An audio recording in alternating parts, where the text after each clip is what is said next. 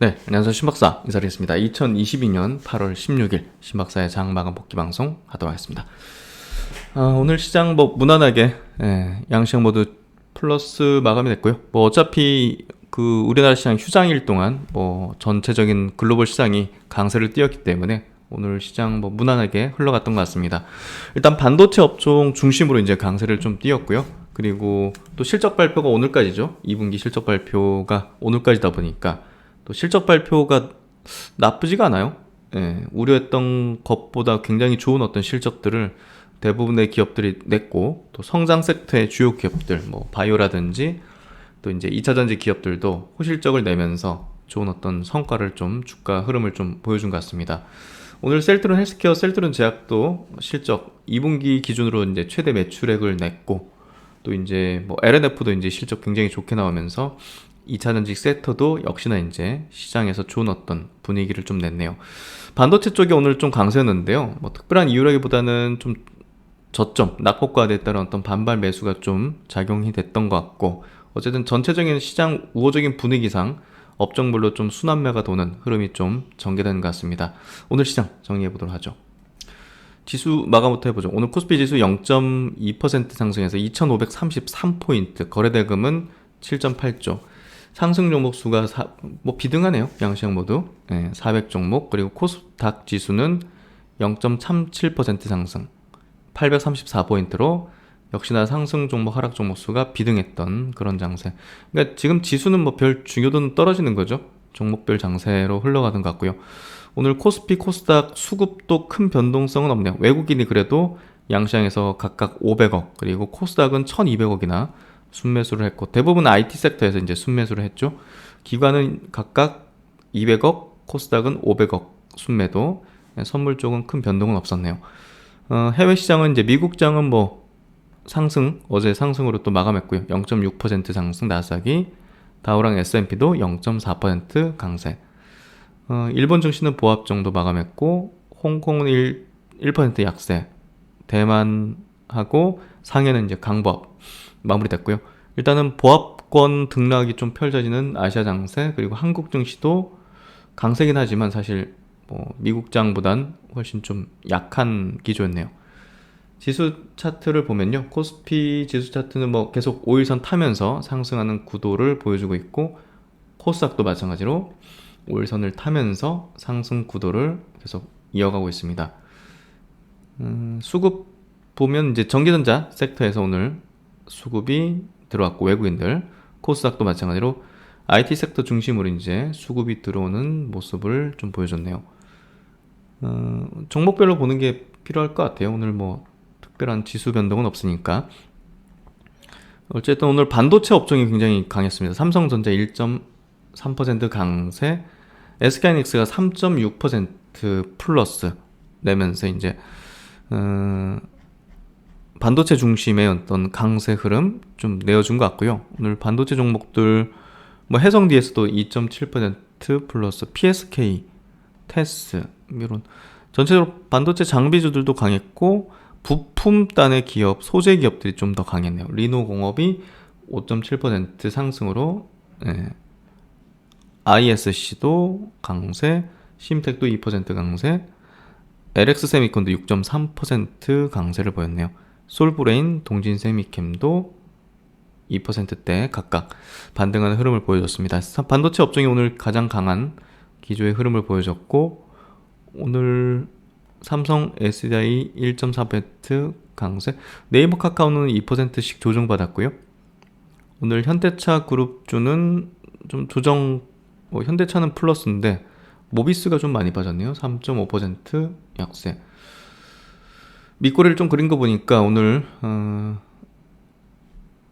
사업 분할을 한다는 소식이 좀 부정적으로 좀 시장에서 읽혔네요. 물적 분할을 우려한 투자들이 매도에 나섰다 하면서 이제 장중 급락을 하는 그런 모습이었던 것 같고요. 어쨌든 현대차 그룹 내에서는 현대차 기아가 이제 탑피권이죠. 어쨌든 현대 모비스는 조금 이제 열려 있는 기업이긴 한데, 그래도 저점을 좀 다지면서 올라오는 패턴을 보여주는 것 같고요.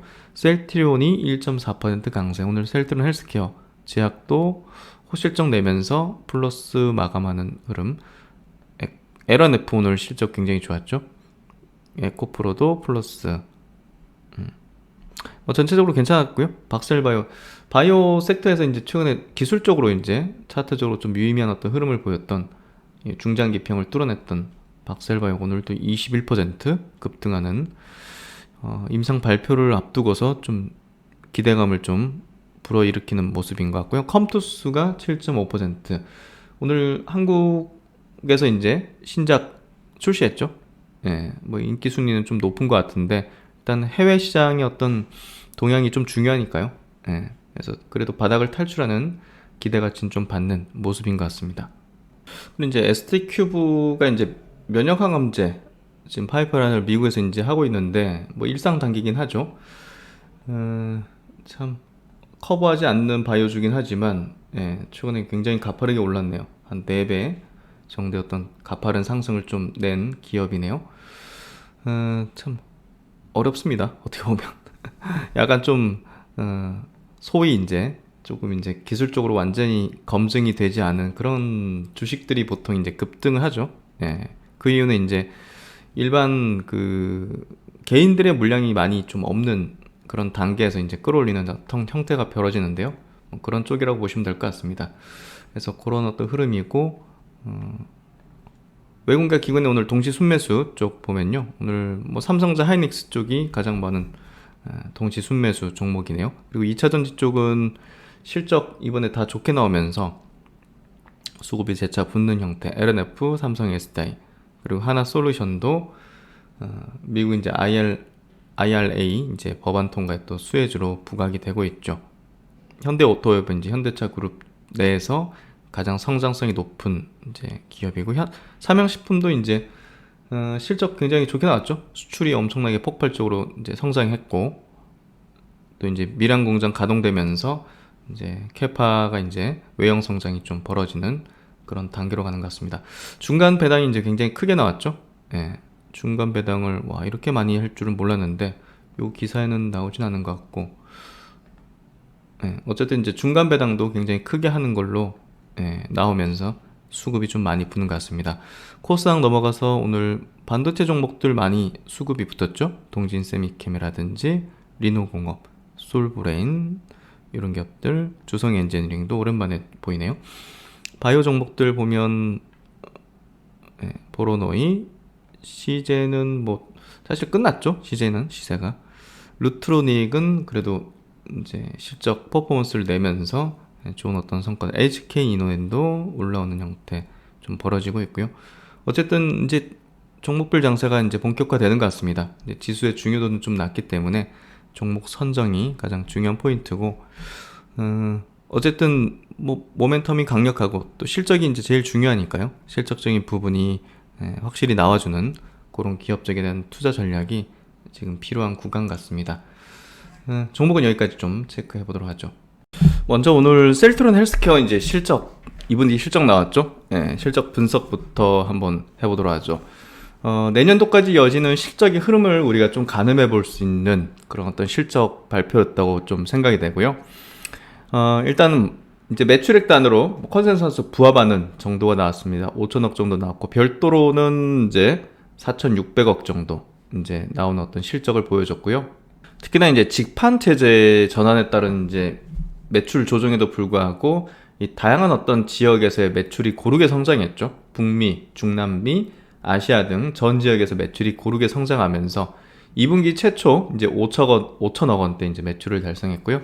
영업이익 측면에서도 인플렉터라든지 트룩시마 같은 수익성 높은 제품군의 안정적인 매출 확대로 양호한 수익성을 달성을 했다. 순이익 단으로도 이제 원화 약세에 따른 영업의 손익 증가로 세전이익이 증가했으나 이제 법인세 쪽에서 좀 증가하는 부분이 순이익을 좀 감소하게 만든 부분이 됐다. 일단 영업이익 측면 좋게 나왔고 매출액도 이제 잘 나왔고요. 본업에 대한 성장이 이제 다시 또 시작되는 그런 흐름으로 좀 가고 있는데요. 결국은 이제 우리가 이제 CMO 이제 삼성바이오가 많이 비교하잖아요. 근데 CMO는 계속 누적되는 개념이고, 이 셀트론의 매출은 이런 식으로 이제 약간 계단식으로 되죠. 왜냐면 제품 출시와 함께 이제 퍼포먼스를 내기 때문에 이제 CMO의 어떤 매출 이제 상승 흐름과 이제 바이오시밀러의 이제 매출 상승 흐름은 다소 좀 차이가 있습니다. 그래서 그 부분에서 비교하는 어떤 궤가 좀 다르다 이렇게 보면 될 것 같고, 그래서 이번 2분기 매출 5,190억, 그리고 이제 영업이익은 741억, 그리고 순이익은 391억, 연결 기준이라고 보시면 될 것 같고요. 매출액은 이제 전년 동기 대비 10% 증가했고요. 전 분기 대비해서는 35% 증가, 영업이익은 전년 동기 대비해서는 2.8% 하락했고, 전 분기 대비해서는 64% 증가했습니다. 그래서 제품별로 이제 좀 이제 파악을 해보면, 램시마, 인플렉트라가 이제 가장 큰 43%의 비중을 차지했고, 트룩시마가 30%의 비중을 차지했고, 허주마, 램시마 SC가 매출 비중이 계속 올라오고 있는 걸 볼 수가 있습니다. 그리고 이제 지역별 매출 비중을 보면 중남미 쪽하고 아시아에 대한 비중이 점점 늘어나고 있는 부분을 볼 수 있는데요. 어떻게 보면 좀 편중된 매출 지역보다는 이제 성장하는 지역에서 성장률이 굉장히 좀 올라오는 그런 지역에서 매출 비중이 올라가는 게 당연히 우리가 어떤 성장률 측면에서 이제 좋겠죠. 그런 부분들이 이번 분기에 좀 나타나는 게 다소 좀 이제 고무적인 어떤 실적 내용이다, 이렇게 좀 해석해 볼 수 있을 것 같고요. 일단은 유럽 이제 제품별로 이제 현황을 보면요, 유럽에서 이제 인플렉시맙 제품으로 50%대의 안정적인 시장 점유율을 유지하고 있고, 특히나 이제 일본하고 중남미 지역에서도 지속적인 처방 확대가 되고 있다는 부분이 굉장히 고무적이죠. 일본 보시면 지속적으로 이제 점유율 증가하는 부분들, 그리고 이제 유럽에서도 그 이제 50% 이상 안정적인 시장 점유율을 내고 있고, 미국에서 특히나 이제 인플렉트라 점유율이 이제 이렇게 폭발적으로 증가하는 어떤 흐름이 결국은 지금 다른 시밀러 대비해서도 월등하게 지금 퍼포먼스를 내는 부분이 지금 굉장히 좀 유의미한 어떤 성과죠. 미국 사보험사 우선 처방 등재 확대 이후 지금 처방량 자체가 굉장히 이제 급증하고 있는 것을 볼 수 있고요. 효자가 되고 있죠, 지금. 그래서 이제 지금 인플렉시맙 제품 EU 이제 5개 국가, 가장 큰 유럽의 5개 국가 시장 점유율 추이 자체도 램시마 SC 보시면 가파르게 지금 올라오는 부분들을 볼 수가 있습니다. 직판으로 하기 때문에 이익률도 좋은 제품이라고 보시면 될 것 같고, 일단 뭐 인플렉트라가 이제 램시마로 스위칭된 이후 이제 램시마 SC 처방이 확대되는 부분이 유럽에서 이제 변화가 이제 크게 나타나고 있죠. 그래서 독일 같은 경우도 11%의 램시마 비중이 올라가면서 같이 이제 듀얼로 이제 같이 하는 거니까 SC까지 같이 비중 변화가 이제 증가하는 부분들을 볼 수 있죠. 그래서 유럽 쪽에서 이제 유의미한 어떤 변화가 나타나면서 이 부분이 계속 이제 상승, 성장의 어떤 흐름들을 내고 있는 거를 이번 2분기 실적에서 이제 확실하게 좀 보여준 것 같아요. 유럽에서는 이제 수익성 확보를 위한 전략적인 입찰 참여, 이게 유럽에서 트룩시마가 좀 빠졌네요, 점유율이. 좀 이거를 회사 측에서는 지금 일시적인 매출 및 점유율 조정이라고 이제 판단을 하고 있는데, 이 부분은 다음 분기에서도 한번 체크가 필요할 것 같아요. 이게 이제 꺾이는 건지 일시적인 건지는 조금 더 지켜봐야 될 것 같습니다. 그리고 이제 미국 쪽에서 일단 트룩시마는 견조하게 지금 점유율을 유지를 하고 있네요. 경쟁사 거도 크게 지금 점유율이 올라가지 못하고 있고요. 비슷하게 지금 점유율을 형성하고 있는 것을 볼 수가 있을 것 같습니다. 일단은 그 셀트론의 이제 그 시밀러 제품 중에서 허셉틴이 허주마가 이제 어떻게 보면 좀 성과가 그렇게 좋지는 않죠. 유럽에서도 지금 어떻게 보면 다른 어떤 시밀러하고 뭐 비슷한 점유율로 이제 경쟁 구도고요. 미국에서는 뭐 점유율이 거의 미미하기 때문에 영향도가 좀 없는 편입니다. 하지만 이제 일본에서는 좀 다르죠. 일본에서 허주마의 시장 점유율은 지금 54%까지 올라오는 상황이고, 오리지널을 완전 제껴버렸죠. 그래서 지금 성장 지역들 있죠. 일본이라든지 뭐 중남미, 아시아 이쪽에서 이제 점유율을 높이는 부분에 좀 집중을 하는 것 같습니다. 어쨌든 허주마가 유럽과 미국에서는 조금 지지부진하지만 성장 지역에서 고무적인 성과를 내는 부분이 영향을 좀 좋게 영향을 주고 있는 것 같고요. 우리가 그리고 이제 내년도 투자 포인트에서 두 가지 제품이 가장 중요할 수 있을 것 같은데요. 유플라이마하고 이제 베그젤마입니다. 예, 이제 그 아바스틴 이제 바이오시밀러 전이성 직장암 그리고 이제 일부 또 그 비소세포 폐암 쪽으로 이제 쓰이는 베그젤마인데요. 예, 이 시장이 이제 작지 않기 때문에 글로벌 시장 규모도 7조 원 규모고 미국 같은 경우는 한 절반 정도 차지하고 있습니다. 그래서 이 제품에 대한 기대감을 이제 크게 하고 있고 가격적으로 이제 좀 전략적인 접근을 한다고 회사 측에서 밝히고 있기 때문에 점유율을 어떻게 올릴지가 굉장히 좀 재밌을 것 같아요. 그리고 이제 아달리무맙 시장 자체가 이제 워낙 크기 때문에 이쪽에서 어떤 성과를 낼지가 상당히 또 기대가 되는 포인트. 이 두 가지 포인트가 일단은 핵심적인 내년도의 어떤 투자 전략이 될 것 같습니다. 그래서 이 부분들 사업 비전 보면요. 세 번째 웨이브로의 도약을 한다고 얘기를 하고 있습니다. 일단은 뭐 유플라이마 베그젤마 이 제품은 이제 올해 넘어가서 내년도까지 이제 핵심적인 어떤 그 모멘텀이 될 거고요. 세 번째 파동에 대해서 지금 굉장히 기대를 하고 있는데 결국은 이제 익수다 쪽하고 트라이링크 쪽, 이 신약을 개발하는 어떤 쪽 그리고 새로운 이제 제품들 스텔라라, 아일리아, 졸레어, 프롤리아, 악템라 이 다섯 가지의 제품에 대해서 이제 개발하는 부분이 또 이제 세 번째 큰 어떤 그 성장 도약할 수 있는 포인트로 지금 회사 측은 또 짚어내고 있습니다. 그래서 이 부분들이 지금 도약의 포인트라는 거 체크하고 있으면 될 것 같고요. 이 세 번째 도약으로 나가는 데 있어서 이제 스타트 라인에 다시 또 선 거죠. 어떻게 보면 이제 첫 번째 성장 파동을 여기 자가번영하고 트룩시마 쪽에서 이제 주로 냈다면 이 두 번째는 여기 이제 어떻게 보면 세 번째로 연결되는 이 제품들이죠. 그래서 이 제품들이 이제 이 주가 상승이 있게 냈고 오랜 조정 기간이 길어질 뻔했는데 레키로나 모멘텀으로 이제 한번 뛰었죠. 근데 그거는 지금 세 번째 이제 큰 파동으로 이어가는 부분은 아니었고 일시적인 어떤 제품이었잖아요. 그래서 그 부분은 다시 원위치 오게 만들었고 다시 이제 성장의 어떤 그 파동을 다시 만들어내는 제품들이 이 제품들인 셈이죠. 그래서 과거보다는 이제 이때보다는 경쟁이 더 붙을 수밖에 없습니다.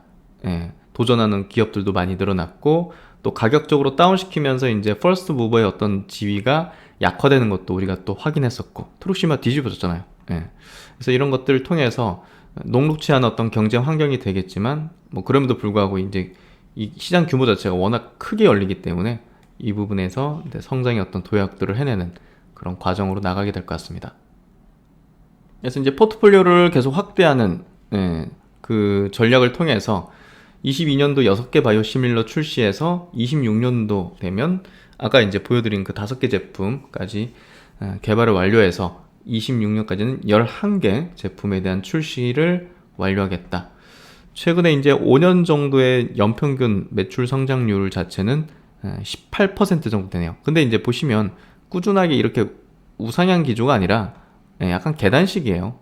제품 출시마다 이제 매출 증가를 이제 내는 이제 비즈니스 어떤 모델을 갖고 있기 때문에 계단식의 매출 성장을 이제 내는 그런 기업이다. 그만큼 이제 주가의 어떤 변동성도 좀 발생될 수 있다는 거죠. 결국은. 그래서 CDMO 사업하고는 조금 다른 궤를 보이는 그런 형태다. 그리고 이제 직판이 굉장히 중요한 포인트가 될 것 같은데 가격적인 이제 전략이 중요해지는 시점이잖아요. 경쟁 구도로 가니까.